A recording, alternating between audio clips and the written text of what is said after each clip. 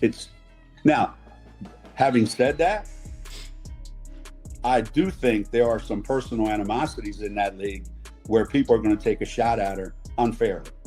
Personal animosities, not competitive fervor. Personal animosities, aka hatred, jealousy, envy. No question about that. No question about that. And anybody can deny it all they want. Okay, anybody can deny it all they want. Because if I'm wrong, then there will be a lot more people coming to her defense. And they're not. Geno Auriemma just said what everyone's been thinking, but nobody in the WNBA's leadership has had the spine to admit. And Brennan, who's covered women's sports for decades, just called for the commissioner's head on national television. This isn't about one bad call anymore. Of every day. Saying the quiet part out loud, Geno, and I appreciate you for doing so. Let's move on to Brennan calling on Cathy Engelbert to be replaced over the mishandling of Caitlin Clark. Do you believe that Cathy Engelbert should be replaced as the commissioner of the WNBA? I do. Hatred, jealousy, envy. Those are Geno's words, not mine. And his logic is airtight. If he's wrong about the personal animosity toward Caitlin Clark, more people would be rushing to defend her. They're not, because he's right. The silence from players, from coaches, from the league office itself is the evidence. But here's what should actually concern you. This goes way beyond Caitlin Clark getting roughed up on the court. This is about a league that just had its best season in history and might be about to completely fumble the momentum because the people running it are terrified of their own players. Do you believe that Cathy Engelbert should be replaced as the commissioner of the WNBA? I do. I've known Cathy for a while. I like her. She's a woman in a man's world. She ran Deloitte. We're a few years apart in age. I totally respect that as someone who... Was she qualified to run Deloitte? Or was Deloitte going through the, let's just make it a first woman? Brennan has known Cathy Engelbert for years. She respects her background. She acknowledges what it took for Engelbert to become the first woman to run Deloitte, and she still wants her fired. That tells you everything about how badly this has been mishandled. When a veteran journalist who covers women's sports full-time, who has every reason to support female leadership in sports, is publicly calling for a female commissioner to be replaced, you're watching a complete collapse of confidence in real time. Facts. The number of times that Cathy Engelbert has been asked by journalists, picking out John Wertheim with 60 Minutes as an example, asked about Caitlin Clark, and then her answer is, well, Caitlin and Angel. And I pulled up this clip, Ashley, for you. The 60 Minutes interviewer noticed it. John Wertheim had to stop Engelbert mid-answer and say, "No, I didn't ask you about Angel Reese. I asked you about Caitlin Clark." The commissioner of a professional sports league couldn't say the name of the player who single-handedly transformed her league's visibility. Caitlin Clark was Voldemort in 2024.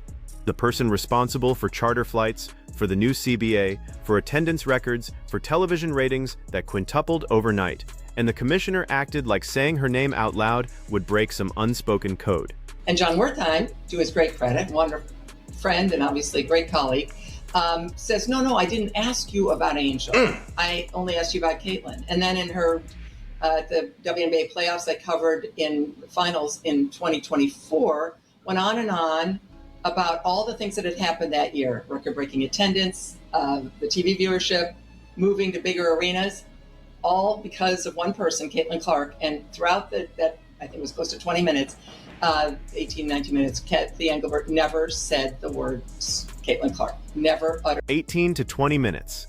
That's how long Engelbert spoke about the 2024 WNBA season during the playoffs, covering attendance spikes, television viewership records, teams moving to bigger arenas, all of it driven by one player. And in nearly 20 minutes, she never once said Caitlin Clark. That's not an accident. That's not forgetting. That's a deliberate choice. And when your commissioner is making deliberate choices to avoid crediting the face of your league, you don't have a PR problem. You have a leadership crisis. Now let's talk about what happened with DeJohnai Carrington, because this is where the leadership void turns into actual consequences. She's Voldemort. Folks, in 2024, Caitlin Clark was like Voldemort. How scared some of these people were to say her name and give her the credit that she deserved. Her name. So something's going on and leadership is needed. And when you have a void like this, the void is filled with anger and aggression.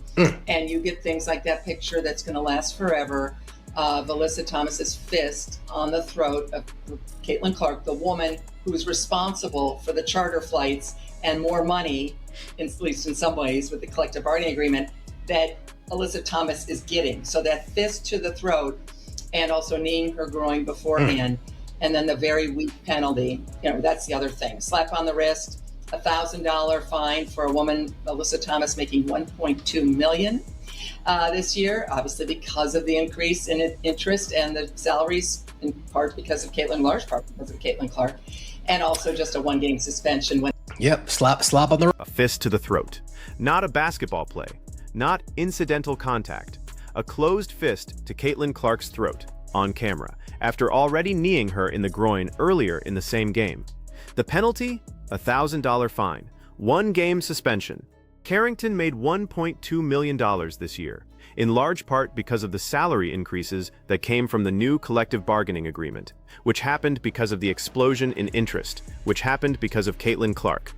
So the math is simple. The player who directly benefited from Clark's impact on the league got a slap on the wrist for what would be considered assault in any other professional setting. And the league's silence afterward said everything. No statement defending their star.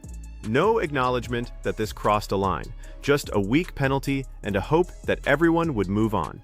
But here's the part that should actually scare the WNBA's sponsors and television partners. This isn't happening in a vacuum. Now, what I want people to think about as well, as long as the WNBA continues to be a league that puts activism and message before product and profitability, no matter who is commissioner of the WNBA, they will always be coming up short of whatever expectations we have.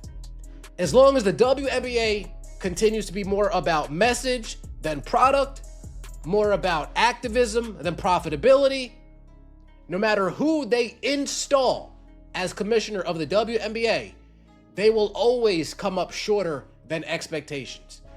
As long as the WNBA continues to be a league that puts activism and message before product and profitability, no matter who they install as commissioner, they will always come up short.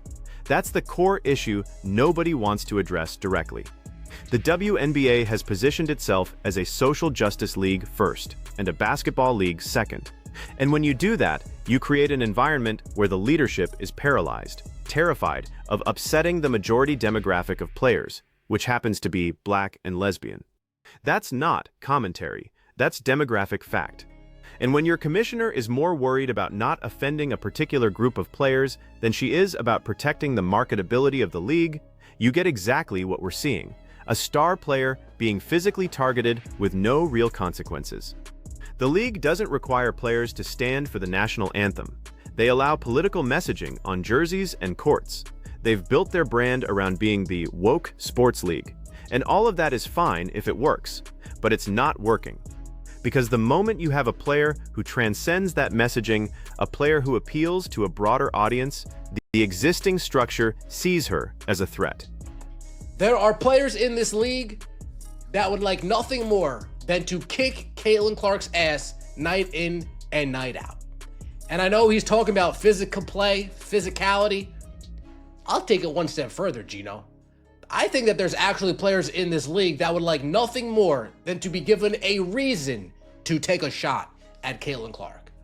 They're looking for a reason to take a cheap shot at Caitlin Clark. And I don't mean a cheap shot like bringing up the ball high and spinning it. I don't mean that. I mean sucker punching the face of the league.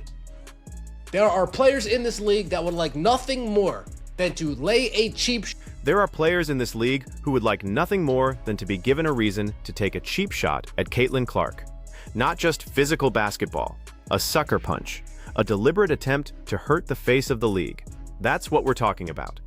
And the reason they feel emboldened to do it is because the league has created an environment where there are no real consequences for targeting her.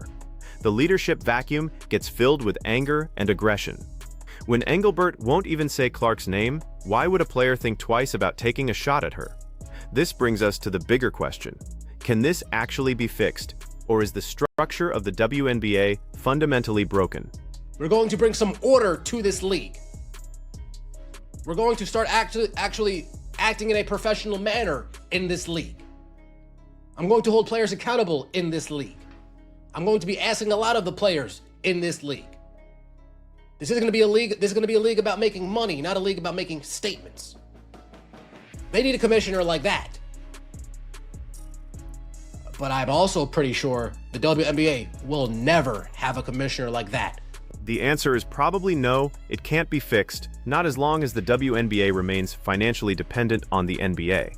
Because as long as Big Brother is paying the bills, there's no real accountability. The league doesn't have to be profitable. It doesn't have to make hard decisions about messaging versus marketability. It can afford to alienate the very audience that Caitlin Clark brought in, because Adam Silver and the NBA will keep writing checks to cover the losses. That's the fundamental problem.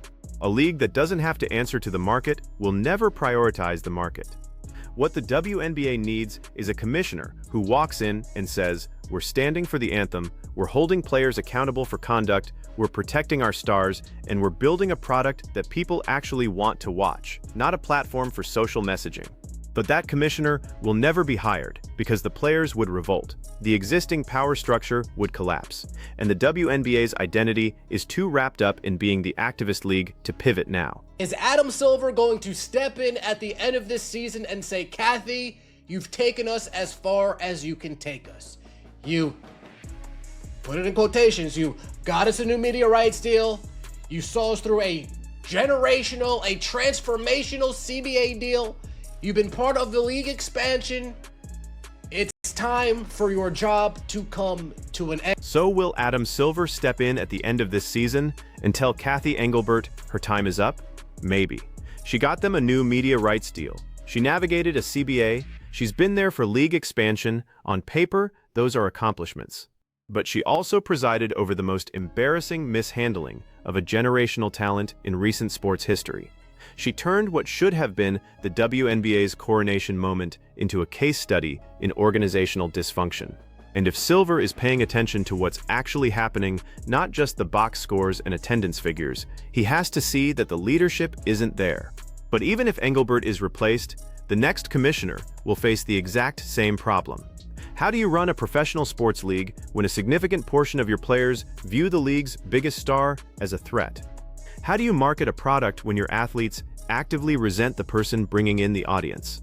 And how do you build long-term growth when your leadership is more concerned with internal politics than external appeal? Let's face it, the majority players of the WNBA, the black lesbians in the WNBA, they will always toe that line. They will always be scared to upset that group of players in the WNBA. They will always toe the line, not to upset the majority of players. They will always be scared. That fear is the defining characteristic of WNBA leadership right now. And until that changes, until someone in charge decides that protecting the league's marketability matters more than protecting the feelings of players who resent success they didn't create, nothing will fundamentally improve. You can swap out commissioners, you can issue stronger fines, you can make public statements, but if the underlying fear remains, if the leadership is still paralyzed by the internal politics, the same patterns will repeat. The Caitlin Clark situation exposed all of this. She didn't ask to be the face of the league. She just played basketball at an elite level, connected with fans, and brought unprecedented attention to women's professional basketball.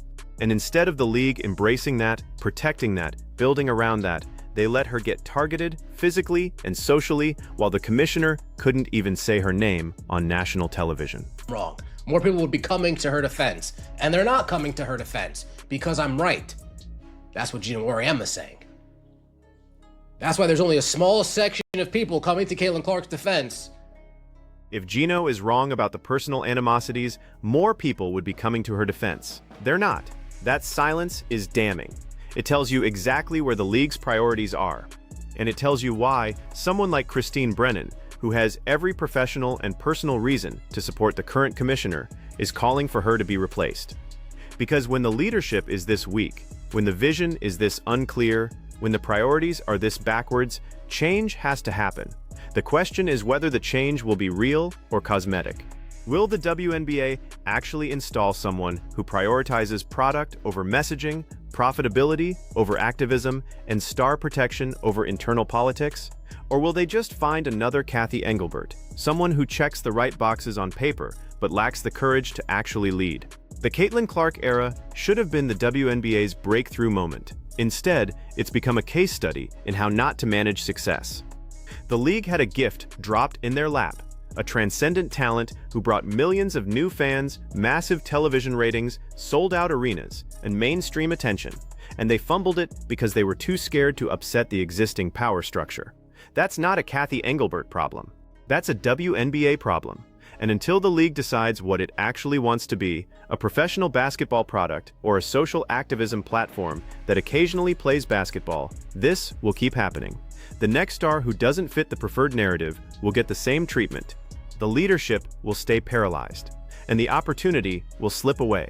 So should Cathy Engelbert be fired? Yes, but not because she's uniquely bad at the job. Because the job, as currently structured, requires someone willing to make hard choices that prioritize the league's growth over its internal politics. And there's no evidence she's capable of that. There's no evidence anyone the WNBA would actually hire is capable of that. Which means we're probably going to watch this same cycle repeat. A new commissioner will come in, make the right initial statements, and then slowly get captured by the same fears, the same politics, the same paralysis. Because as long as the NBA is footing the bill, there's no real pressure to change. The WNBA can afford to be exactly what it is. A league more concerned with messaging than winning, more worried about internal approval than external growth. And Caitlin Clark, the player who gave them everything they claimed they wanted, will just be the latest example of what happens when a league is too dysfunctional to protect its own success. Where do you stand on this? Is Engelbert the problem, or is she just a symptom of a league that's structurally broken? Let me know in the comments. And if you want more breakdowns on what's actually happening in sports beyond the headlines, hit subscribe. I'll see you in the next one.